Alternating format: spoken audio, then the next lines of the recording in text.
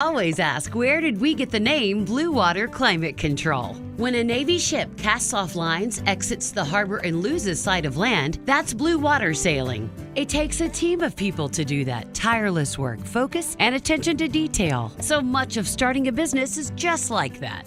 After it's done, you get filled with deep satisfaction for accomplishing something. And it's quickly followed by, now the real work begins. We're Blue Water Climate Control. Hello, everyone. Welcome to the very late edition of the Buck and 2MC show. I'm trying to get this photo to load here. There we go. I need to let Alexis know we are about to start. She is working in the bar tonight, so not sure she's going to be able to make it, but I am going to try to invite her anyway. So I'm going to clip this while everybody rolls in so I can send it off to Alexis and tell her to pop in if she can. Like I said, she's working at Tap 40. I think she's bartending, so I'm not sure she can make it, but we're going to try. We're going to try to get her in here. That's what we do. We try. That is one heck of a bracket. That is just my first reaction to those brackets. I'm sure y'all have got plenty of insight too. There we go. I've got Alexis squared away on an email. Let me text her too. Looks like Credence and Renee and Nancy and Rachel are here. Welcome. It's not too late considering how late we were on these others. Last shows that we did. Of course, Alexis and I did have a pre-bracket one. I thought Tennessee should have been a 3. Now, I'm not real happy with that 4. Tennessee men have even more unreason to be happy. My goodness, they got shafted. That's just terrible. I mean, it confirmed what I've pretty much always thought about the brackets. They decide before these conference tournaments even happen, and where they're holding spots, and we're waiting to see if there's any upsets or automatic qualifiers who would not have gotten in otherwise, because they get the NCAA tournament bid. It's the conference tournament bid. They come in with that. So it's all this gibberish all season long about quads and region, quad wins and whatever. It's just, they just do whatever they want. I'll be blunt. Duke is not a 2 seed. And I say that, y'all know I'm a Tar Heel.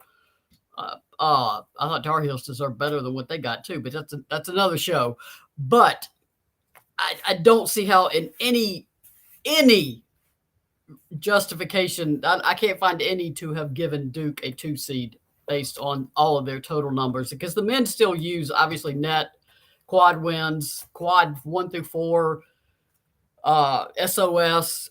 Just pitiful. Anyway, we're not here. Well, we can talk about the gentlemen Vols and the lady Vols. Cody said men's team should be a 1 seed. It's about money in the team names. I agree, Cody. Right now, if Duke didn't have Duke on their jersey, they wouldn't be a 2 seed.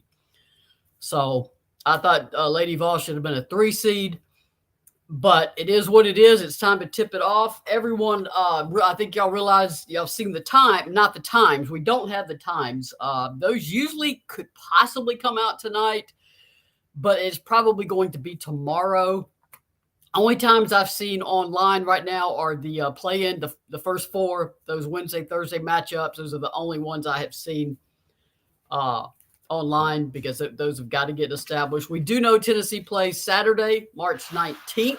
That's where they will open. They are in the Knoxville sub-regional, of course. Credence has pointed out Buffalo is known for their upsets. Credence, I agree, that is an incredibly tough first-round game. Buffalo came in as a 13 seed. I don't know about that. They probably could have been a better seed than that. And then you got 5 seed Oregon and 12 seed Belmont, and also in the Knoxville sub-regional. They also will play Saturday, and that means the winners would meet on Monday evening. So we do know what day Tennessee Lady Vols play. We don't know what time yet. There is a great bookmark. Let me see if I can pull it over here. This is where what I keep up. This particularly this time of year it typically will appear here first, and it will give you, you can click on every day of the week. Let me stick this in here. I keep that bookmarked. Let me see if I can show it. If I don't know if it's clickable from the screen, probably not, but basically go to espn.com/women's college basketball/schedule.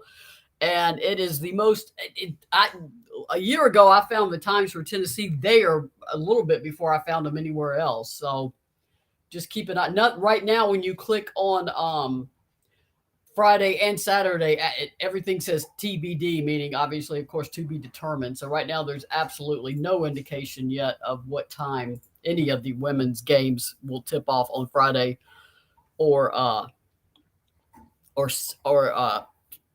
Saturday. We don't know yet. Let's see. Men play at 2:45 Thursday. So glad we play on Saturday. Yeah, that'll help. Renee said, I thought the 3 out of the net for women's basketball. Don't understand Nina's gibberish about the S curve. Yeah, the NCAA has never followed the S curve. You follow the S curve based on region, but when you have your top 16 seeds host, the S curve goes out the door. But Adam said, yeah, we got slided on both, but most definitely the guys did. In fact, congrats to those Vols. Love both of my teams. Yeah, it's a big deal. You've got, which one are you? You're Mox. Harper is just out cold. Harper is not moving. They all listen to Kelly, so they're all Mox is all fired up now. I guess Mox is mad too. Wanted a better seed for the men and women. But Tennessee men and women are one of the few teams, I'm not sure exactly how many, I haven't seen that number yet, that get both the men's and women's programs into the big dance. Obviously, Tennessee, as y'all know, which is a good time to see if I can pull this photo up I was trying to load up. Tennessee women, of course, are the only team to go to every NCAA tournament. It has now been 40 years. Would have been 41, but the pandemic, of course, canceled the 2020 tournament. But so will be 40 held. This will be the 40th. And the Lady Vols have been at every one. It says 40 years and counting. It's got the Tennessee Lady Vols Let's Dance. And the kitten is trying to play music. And it is at orangemountaindesigns.com. It's an exclusive shirt. And it should be available now. Should be up on the website now. If not, it would definitely be there very soon. So I wanted to make sure everybody saw that. So you can go ahead and get started on getting your attire ready. And it looks like I've got all the comments coming down the side too. I'm not even sure how I did that, but that works. I don't even know how to take it off. I took it off that way. Let's go back to it. I kind of like that. There we go. So let me catch up with these here. Or Brandon said Oregon and Belmont is an interesting first round matchup. Both shoot the 3. Well, I agree. That's one. That's a 5 seed Oregon and a 12 seed Belmont. That's one of those if you're doing your brackets. And that's one that could be an upset. There's going to be some upsets in here somewhere. Parity has arrived too. I'm old enough, and a lot of the folks in here are certainly aware that these first and second round games, it used to be you weren't even going to be challenged, but that was the case not even 4, 5, 6 years ago, but it is completely different now that these first and second round games are not a given at all. Florida Gulf Coast, they're a load. I can't remember exactly what they came in as on their seed. Was it 11 or 10, or I'd have to go look. These things were moving so fast. But that is a load if you draw Florida Gulf Coast. Kirsten Bell is for real. Rachel says, is that Lopi going on and off camera? It may have been Lopi. It may have been Puff. I don't know. One of the House Panthers is running around too. Shout out to the SEC. 8 teams in. I wrote them down as they came in. South Carolina, Georgia. This is how the brackets were unveiled, not by order of seed. South Carolina is, of course, the number 1 overall seed. South Carolina, Georgia, Kentucky, Florida, LSU, Arkansas, Tennessee, and Ole Miss. And Ole Miss was sweating that. They were the last team to drop in the 7-10 slot in the Wichita region. Of course, Tennessee's is in the Wichita region, which means they will start in Knoxville, should they clear Knoxville, their next site for the regional would be Wichita, Kansas. Ole Miss, I mean, I thought they were in, but weird things have happened before. And boy, I bet they were relieved to see their name. My goodness, that's a hard wait. Tennessee knew it was in, but when you're that last bracket, you're waiting and waiting and waiting. Adam said Belmont actually got a good draw. Knoxville's only 3 hours away from Nashville. Maybe they can bring a lot of fans. And sometimes, Adam, that's why the S-curve thing, I'm surprised it's even mentioned, because that is a consideration of when you bring in other teams like that Belmont is close by and could bring some fans. And in Tennessee, they do try to do what they can with travel costs. Of course, I say that knowing I believe it was Maryland that got shipped out to Spokane again. I not sure what they did to deserve that, but away they go. UConn getting Bridgeport. That's pitiful to do to the 1 seed. If UConn's a 1 seed, that's fine. You can reward like that. But NC State's the 1 seed, and they're basically going to have a home game if both teams get to the 1 and 2 slots in the regional final. And that's just wrong. If you're a 1 seed, yeah, you could slot in your backyard, but that, in my opinion, is wrong. There's a lot of things wrong that we're not going to change. The biggest thing wrong today is Tom Brady. What the ever-living, y'all can finish that with the word of your choice, announcing he's coming back for Tampa, right? 5 minutes, 10 minutes after the men selection brackets were unveiled, and then a little right before the women's are about to be. What a selfish person. You could have done that this morning, last night, tomorrow. Pitiful. Just come on, dude. I realize it's all about you, but that is just pitiful. Pitiful. Linda said, noticed in the opening of selection, teams were shown multiple times, but Lady Vols are not showing all. They barely said anything about us. We should have been a 3. Feel we should definitely use this motivation for our girls to show everybody that they shouldn't have ignored or underestimated us. I agree about the 3. In terms of being showed on TV, there's only certain teams they're going live with. This was done out at Kelly's house, so I'm not sure that would have been an option to have it there. It wasn't done on campus. As you notice, a lot of those teams, I think Texas was on a plane. That was really fuzzy connection, but they got it. So I wouldn't read too much into that. Tennessee will be motivated, period. I think a 3 seed, 4 seed, there's just not a whole lot of difference. At this point, it is what it is. Play the games that they come up. I think had it been known about Jordan Horston, Tennessee probably would have moved up to a 3. She is, Kelly said she day to day. It's not a given. It's not ruled out. And it may key on how far Tennessee can go in terms of when she could actually get back. So, the NCAA selection committee basically may have dropped him, kept him at a 4 because of not knowing for certain what Horston's status is. So it really wasn't a matter of intentionally not showing Tennessee. They just the live cameras are only in certain places, and typically the ESPN isn't putting cameras there. The schools are setting it up. And that's it's easier to do in studio on campus, but out at Kelly's house, that's way harder. You just don't have the equipment to get that going in a fuzzy cell phone video. Texas, that's pretty cool. They did it on the plane, but you're not going to stay with them very long because the connection was pretty hard to see. But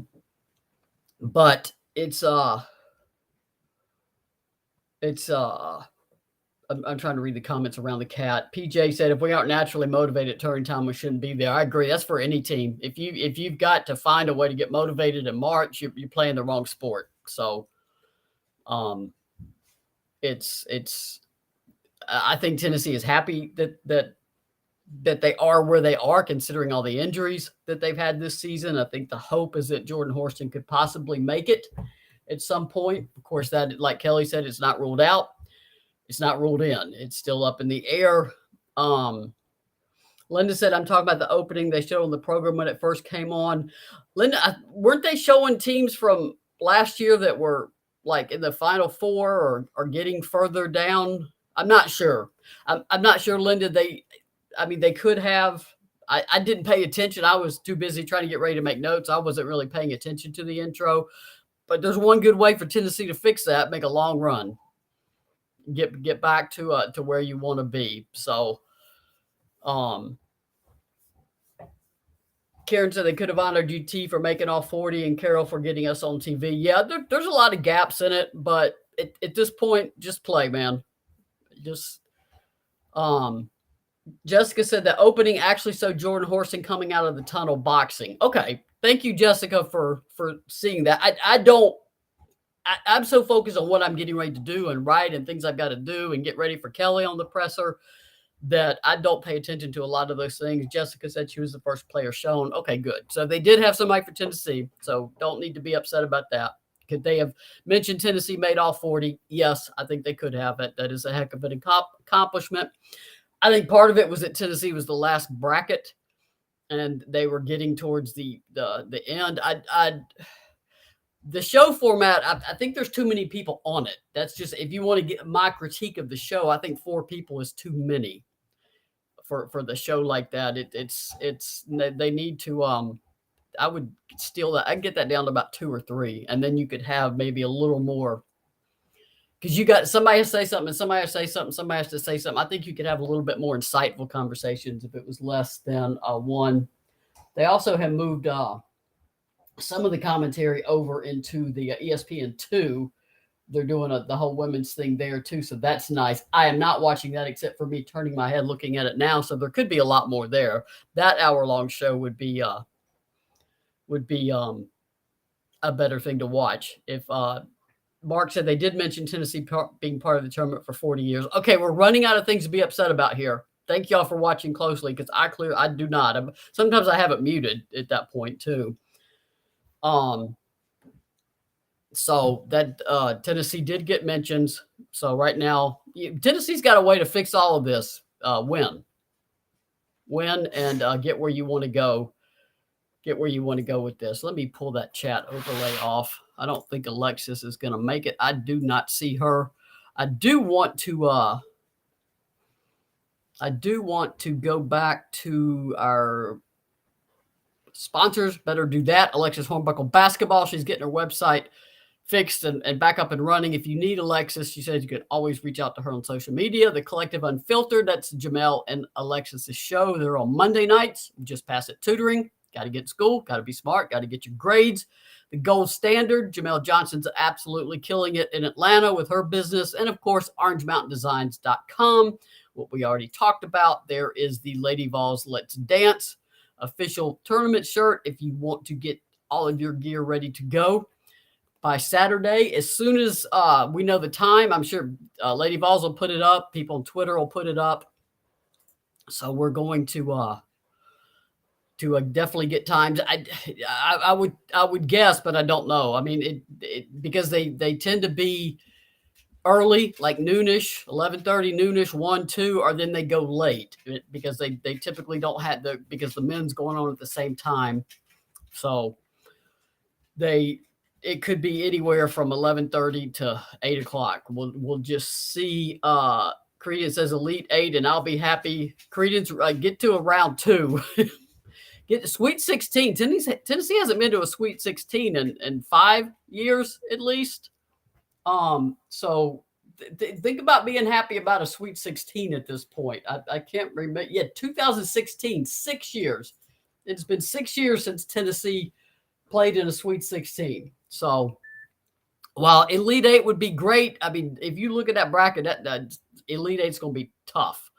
Sweet 16 would be a heck of an accomplishment. Getting out of Knoxville would be an accomplishment. So Kathy said, glad we get to host. They just need to focus and win games. Yeah, I agree. I mean, right now it's win or the season's over. So that's all you got to worry about. Mark said winning cures a lot of ills. Any news that people are asking about any insight from the assistants? If you missed it, I did a story with Samantha Williams. It was posted on Twitter, Facebook, and 247 GoVols247.com on Samantha Williams. Somebody was asking about assistant coach reactions. So that the assistant coaches, as soon as those brackets come out, as I noted in the story Sunday, they go into, those are my dogs. They go into hibernation mode in terms of all they're doing is getting on the phone, getting film, looking for teams, looking for information. They are so swamped right now because they have to scout and they got to divide up these three teams and get ready. Another question, news on how they're looking in practice. I know last time Lex was saying they looked aggressive and hungry. Samantha Williams said she liked the way they looked in practice. Kelly said tonight that they've still got a couple days because they don't play till Saturday. They've still got a couple days to work on them. And by that, she means doing things they need to do to be a better team. Things you're fine tuning. Maybe she specifically said we've got to make sure all of our defenses are tight, depending on which ones we're going to need to use in the postseason. We need to be able to use all of them well. So obviously you clean up, you fine tune, you may add some offensive wrinkles this time of year. So you may want to come up with a little something you've been holding back, you haven't seen on film yet. But at this point, a team, you are who you are. And you're not going to wholesale make a lot of changes, but the biggest things teams can do now is definitely shore up areas that need shoring up. Make free throws, take a gazillion free throws. I mean, postseason games can come down to making a free throw or not. So they did have a couple days off. Last week, remember, they're in between tournaments. The last time they played was Saturday a week ago. So they've had some, you always want to build in a couple rest days. These players are beat up and tired at the end of the season. You want to get all the legs back. You want to heal up. You want to give them classroom time and paper time and study time and exams time that they've been missing. Tennessee was on the road so much in February. And then it's also spring break, so that helps. This week, they don't have to get up and go to class before they play this week. Now, Monday, they'll be back at class if they get through Saturday's game Monday. So I haven't heard anything unusual. I've heard everything pretty much standard going on, getting in practice, getting focused. It will help, too, that now you see a bracket. Now you see what's in front of you. So that always helps. Brandon said thoughts on Missouri not getting a bid. I thought they were on the bubble. Brandon, I thought Tennessee SEC might get 9 in, but they got 8. It could have been. There were a couple. I think the Kelly's old team, Missouri State, lost in the semifinals and ended up becoming one of the first 4 in. And honestly, had they won their conference tournament, that would have been a 1-bid tournament. A 1-bid conference, and I think Missouri State getting in as an at-large team, it probably came down to Missouri State and Missouri, and Missouri State beat Missouri. Missouri lost to Missouri State earlier this season, so I think, Brandon, that's what happened. You don't like to think that one game could have made a difference, but it may have in this case. Missouri obviously would be eligible for the WNIT, as would Alabama. I think some. It's always good. Look at Ole Miss. They went to the title game WNIT a year ago, and now they're in the hi. You leaving now? Okay. Oh, do you want your dinner? Hold on. Here you go. There's only like 4 crunches left. Okay. Kathy said, love Coach Sam, and the story on Ray is great. She's so personable. Thank you, Kathy. I've been finishing up those one-on-one video interviews. Obviously got the videos up. Ray was one of the last ones. Late Tioni mentioned the Blackwell situation got in Mizzou. Could have there could be a Shakira versus Nalissa matchup. Yeah, there could be if Baylor and Ole Miss get that far. One thing that's going to be interesting to see there's going to be upsets. There is just too much parity right now that the seeds aren't going to hold. There's going to be upsets right now, and by the time you get to Sweet 16, early rounds, Elite 8, it's going to be an interesting. Now they may hold in some brackets. They may not. So I'm sorry. I'm trying to answer. See if any of these text messages are important at the moment. PJ said, any new info regarding the portal? Nothing yet, PJ. I call this portal season. Once you get brackets like this and teams aren't in, or teams that opt not to go to the WNIT, though I think most teams that take it would. this is when you start to see a lot more player movement. Actually, really after teams start losing in the NCAA tournament, getting into April, you see a lot of more portal movement coming up. So we're about a week away from it really getting interesting in the portal. Like I said, after the first week of losses, when you trim that field of 64 down to 32, then you trim it to 16. That is when you will start to see more people going into it. Right now, nothing new in terms of Tennessee in the portal. So except the one everyone knows about. I mean, Rakia Jackson obviously visited Tennessee, visited Texas, I think she's done with LSU. I think she went there this weekend. So I'm keeping an eye on that one, obviously, along with the other schools. Tennessee's in the mix. I know that for sure. What she's going to do, I do not know, but Tennessee is definitely in the mix for that one. I would think her final three would be the three schools that she visited. Like Teone said, TK has to be on the floor in the postseason. I think things will be caught a little bit better in the tournament, hopefully, and Strickland has to be ready. She looks to be. I agree with all that. The early rounds, you never can tell because officials are stretched so thin. What you will see is a lot more contact. And what you hope is that they're just calling it the same on both ends. The SEC is very physical. The whole NCAA tournament field becomes very physical in postseason, and officials do not call a lot of it. So I hope that holds because Tennessee's certainly used to it, but I mostly hope that they don't call TK for the fouls that she can't get on the other end. Those are the ones that are annoying. When she barely touches somebody or makes contact with somebody, and she's whistled, but when she gets hacked and held and wrapped up on the other end, there's no call. So Kathy said, any idea when Kia will make an announcement? Kathy, I've heard mid-February, so I guess you could be talking about anytime this coming week or next week, but that's just people talking. I mean, she has been, kudos to her, she's been very quiet, very, very quiet on that. Becky said, I'll be there to help. People are asking about the crowd being loud. Yes, of allvols.com. Tickets are on sale now. You can go get them right now. I'm not sure the exact cost. I know any students there can get a free ticket. I think one free ticket per student. So if you're a student or students, tell them to get over there. Fans need to get over there. I know attendance tends to drop in postseason because tickets are more expensive, but I don't think they're that bad. This Tennessee team plays so much better in front of its fans. So Credence says he'll be there. Let's see. PJ Porter said she posted yesterday into this month. Thank you, PJ. I don't follow these kids. I follow them on social media, but I don't follow them, if you know what I mean. I don't really keep up with everything they're saying just because it's just so busy this time of year. So if she posted yesterday, she'll decide end of the month, and then that's that makes a lot of sense because that gives her time to really make the right decision. In my opinion, Rakia Jackson, she is a first round top draft pick, not big time. She will be one of the top draft picks in the 2023. So wherever she goes, it's going to be one season. In my opinion, there would be absolutely no reason for her to take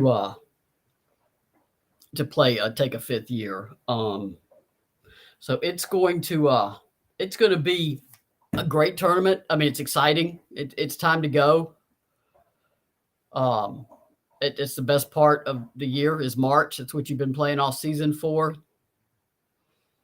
Glenda said, do you think our guards have gotten into the habit of dribbling too much or dribbling into the corner and picking up their dribble, causing them to get in trouble? Glenda, I think when that happens, I would call it the lack of Jordan Horston effect. Things can get bogged down. At the same time, when that is happening, other teammates have got to come to the ball. They've got to come help them get out of trouble with that. So Karen said they were 45 for the bundle. I mean, that gives you four. If you mean the bundle for the first and second rounds, that's a good price. I mean, you get you get 3 games, 2 games on Saturday and 1 game on Monday. So $45 for all sessions. That's a reasonable price. So that's what it tends to cut back on are more so families. I mean, it's reasonable, but if you're trying to bring 2 or 3 kids, it can get a little pricey. But it definitely, Tennessee plays well in front of its home crowd, and I think if you can get out there, if you can afford it, if you can afford more than one, bring a friend. Just wear your orange, get your Orange Mountain Designs gear on, and do the best you can. It is a tough bracket. Buffalo is 25-8. Tennessee is 23-8. They're an outstanding team. They are a gritty team. They believe in themselves. They're that kind of team. It just shows you what women's basketball is. That your first round, that's what your first round game is now, even as a 4 seed. Those used to be games where it'd be lucky if there were 15, if another team could stay within 15 points of a team. So it's going to be fun. Oregon and Belmont should be a very interesting game. It's another one where enjoy it. Get there, take in both games. And like I said, congratulations again to the SEC for getting 8 teams in. It's a tough conference, and it shows. So that is about all I've got. I've got to get to work now. Obviously, got to get a story done. If you want to hear what Kelly said, that video is posted on my YouTube page and on Facebook and on Twitter. So that is up there now to hear her. Obviously, that was the last region announced. So Kelly came to talk to us, having all of 10 or 15 minutes to really process everything. But it's they don't play for 6 days, so you've got time this week to really zero in on what you want to do to get better, and zero in then towards the end of the week really start drilling down into your opponent. So Tennessee, like I've said before the SEC tournament, Tennessee does not have margin for error. They've got to execute, keep turnovers to a minimum. Like Sam said in the story I wrote Sunday, execute, believe, and value possessions. I mean, 1 or 2 lost possessions can be the difference in moving on or your season being over. It is really amplified in postseason, and you have to really lock in. That's why teams that have a lot of juniors and seniors tend to do well in postseason, because they've been there, done that. So everybody said they like the coverage, and they thanking me for all I do. I appreciate that. I appreciate all y'all. I need to go see what my dogs are doing. This house is insane. And I will definitely be at TBA Saturday. So let's get all of your closest friends and get out there, get loud. I will talk to you guys later this week, and peace.